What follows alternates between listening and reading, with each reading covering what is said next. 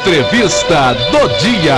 Meus amigos, minhas amigas, olha, você aí, o seu filho pequeno tem dificuldade para ler e escrever? A professora já fez de tudo, você também procura ajudar em casa, mas a dificuldade da criança permanece?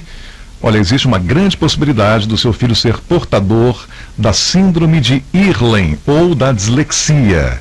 Poucas escolas estão preparadas para lidar com essas limitações. E para não deixar as mães aflitas e os professores desorientados, vamos conversar aqui com a doutora Márcia Guimarães, diretora do Hospital de Olhos. Ela vai nos ajudar a entender melhor sobre o assunto. Doutora Márcia Guimarães, muito bom dia. Bom dia, Paulo Roberto. Bom dia, ouvinte. Como é que vai a senhora? Tudo bem, doutora Márcia? Tudo bem. Uma alegria recebê-la em nosso programa.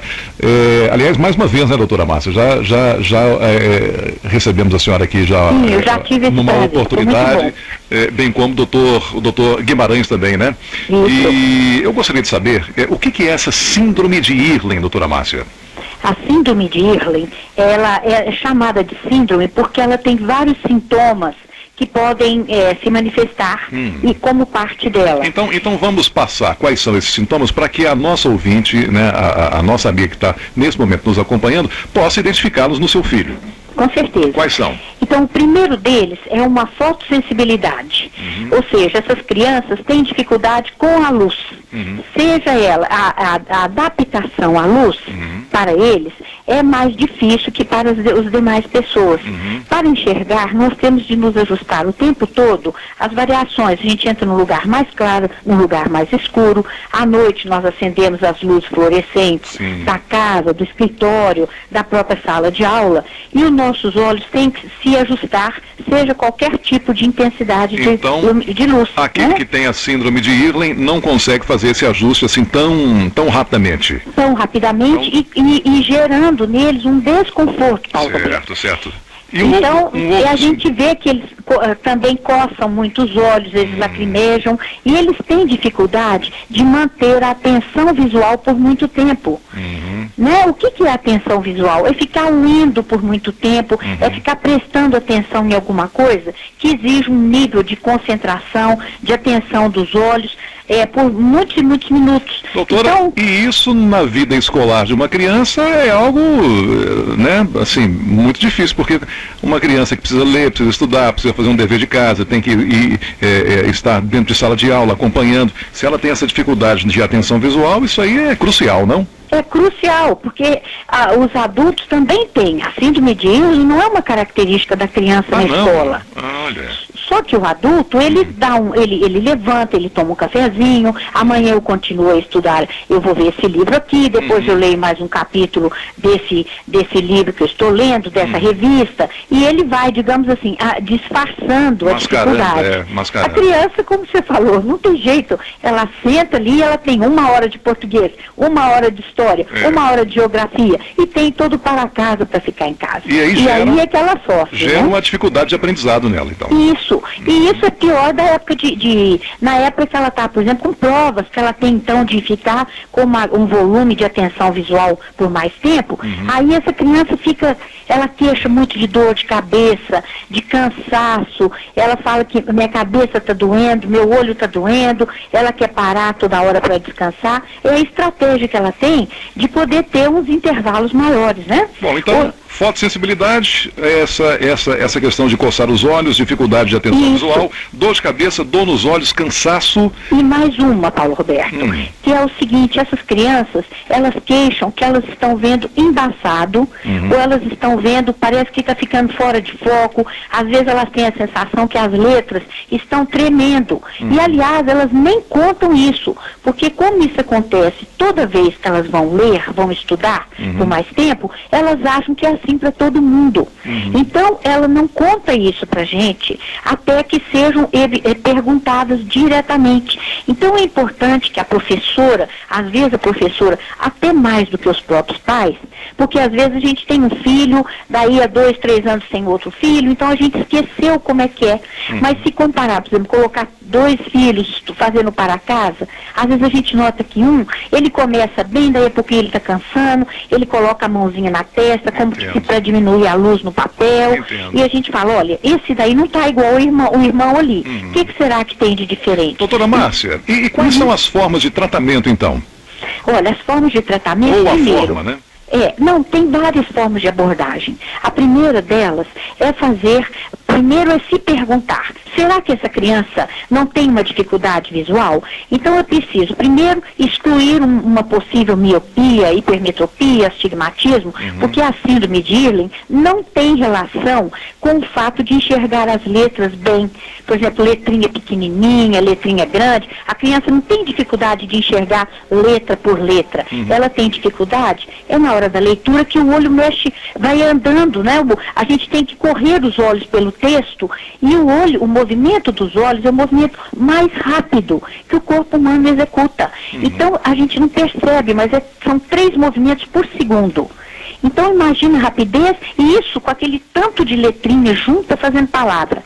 Aí a criança tem a dificuldade. Então primeiro tem que suspeitar, fazer uma triagem para a síndrome de Irlen, que é feita normalmente pelo psicólogo, pelo pedagogo, pelo psicopedagogo, ou mesmo um professor que tenha sido treinado para identificar essa dificuldade. Se ele ele suspeita, então a intervenção é relativamente simples.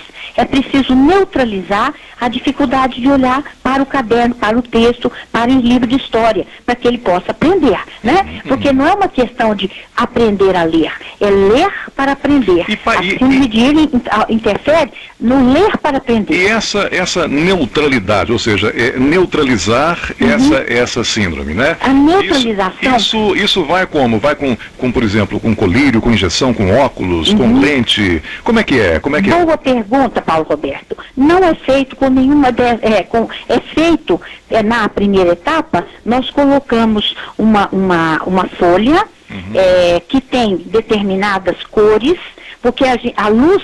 A gente sabe que a luz branca é a somatória de vários comprimentos de onda que a gente vê como arco-íris.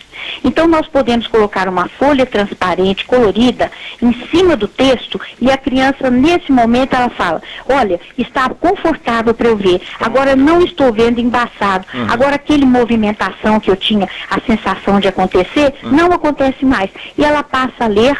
Isso é automático, na mesma hora, Paulo Roberto. Ela começa a ler melhor, porque ela sabia ler, ela não conseguia ler. Como se fosse um papel vegetal, você coloca em cima do texto e aí lê confortavelmente. Lê confortavelmente. Você vê isso, a mãe vê na hora, muitas vezes, e isso é bom para mencionar, Paulo Roberto, que muitas vezes a mãe se surpreende, porque a gente coloca aquela transparência e a criança começa a ler muito mais rápido. E às vezes a mãe chora de emoção, porque ela nunca viu o filho dele daquela maneira correta, com conforto e rapidez, como antes. Bom, então... E olha, e deixa eu só te contar isso, muitas vezes as mães falam, meu filho, e eu que te pus tanto de castigo, e eu que te bati. E a culpa estava num problema na percepção e não num problema do aluno ter preguiça e nem ter dislexia, porque muitas vezes a dislexia é confundida com a síndrome de Irlen. E elas podem se manifestar separadamente ou em conjunto, quer dizer, o pacotinho completo, muito mais difícil. É muito interessante a gente tratar desse assunto, porque algumas mães, né, ou muitas mães que estejam nos ouvindo nesse momento, podem estar vivendo exatamente essa realidade e vivendo a realidade no escuro, completamente no escuro, sem saber como atuar. Isso. Né? Agora, doutora Márcia Guimarães, existem aí medidas que podem ser tomadas, porque esse tratamento, esse acompanhamento, ele não está disponível na rede pública de ensino, né? Na verdade, Paulo Roberto, perdão. Porque eu penso também que a escola tem um papel fundamental aí, né, na identificação desse aluno com esse problema, no relato disso para os pais também, não? Né? Realmente, olha, em Belo Horizonte, em algumas outras cidades de Minas Gerais, nós tivemos o apoio da Secretaria de Saúde e Educação, no sentido de treinar os professores para identificar em sala de aula, porque ele tem 30, 40 alunos ali, ele pode comparar um com o outro e perceber que a dificuldade de um é maior do que o outro nessas circunstâncias. Então, na rede pública de Minas Gerais, aqui em Belo Horizonte, em algumas cidades como Montes Claros, Santa Maria de Itabira e Itabira, já foram feitos programas de alerta para os professores.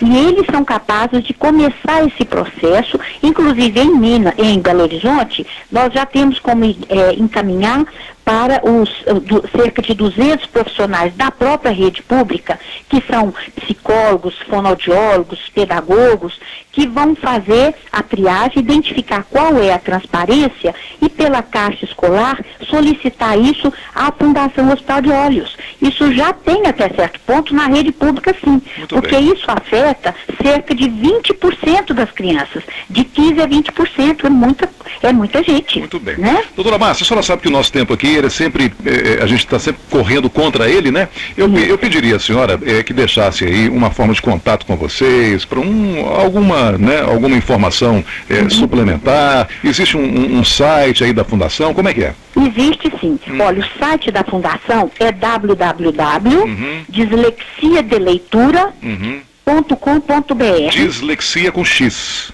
Isso, dislexia, tudo junto, dislexiadeleitura.com.br, é um site que pode ser consultado. Lá tem todos os detalhes e lá tem como a pessoa entrar em contato conosco, tem um Fale Conosco lá. Tá bom. Tem um telefone, que é o 3289-2052. E aos professores ou especialistas de educação interessados, nós vamos ter um curso que capacita para o diagnóstico e tratamento dessas crianças. Muito bem, o contato também pode ser feito por esses canais que a senhora passou. Muito bem, doutora Márcia Guimarães, muito obrigado pela participação conosco, um bom dia para a senhora. Eu agradeço pela grande oportunidade de divulgar uma coisa importante para a educação dessas crianças. Nós é que agradecemos pela presença. Um abraço, doutora Márcia.